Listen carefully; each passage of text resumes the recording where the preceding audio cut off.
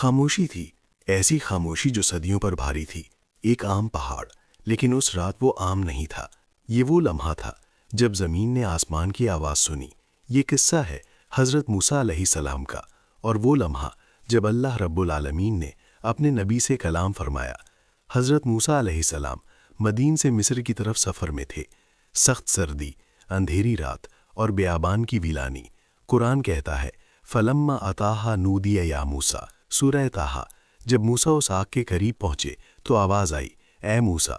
یہ کوئی عام آواز نہیں تھی، یہ خالق کائنات کی صدا تھی۔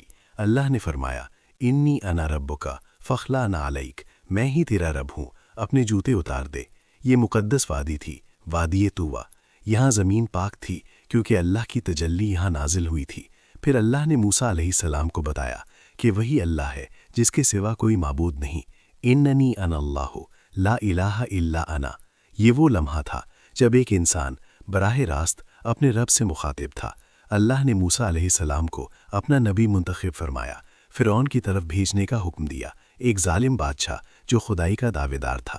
پھر موسیٰ علیہ السلام نے دعا کی، اے میرے رب، میرا سینہ کھول دے، میری زبان کی گرہ کھول دے۔ قرآن نے یہ دعا ہمیشہ کے لیے محفوظ کر لی۔ پھر آیا وہ لمحہ جو عقل کو ساکت کر دیتا ہے۔ حضرت موسیٰ علیہ السلام نے عرض کیا، ربی ارنی انظر الیکا، اے میرے رب، مجھے اپنا دیدار کرا دے۔ اللہ نے فرمایا لن ترانی، تم مجھے نہیں دیکھ سکتے۔ لیکن اللہ نے مثال دی، پہاڑ کی طرف تجلی ڈالی۔ قرآن کہتا ہے فلما تجلی ربہ للجبل جعلہ دکا، جب اللہ کی تجلی پہاڑ پر پڑی تو پہاڑ ریزہ ریزہ ہو اور گیا۔ موسیٰ علیہ السلام بے ہوش ہو کر گر پڑے۔ یہ اس دنیا کی حقیقت تھی۔ انسان اللہ کے دیدار کی طاقت اس دنیا میں نہیں رکھتا۔ جب موسیٰ علیہ السلام ہوش میں آئے تو فوراً کہا، پاک ہے تو اے اللہ، میں تیری طرف رجوع کرتا ہوں۔ پھر اللہ نے موسیٰ علیہ السلام کو تختیاں عطا کیں جن میں ہدایت، قانون اور روشنی تھی۔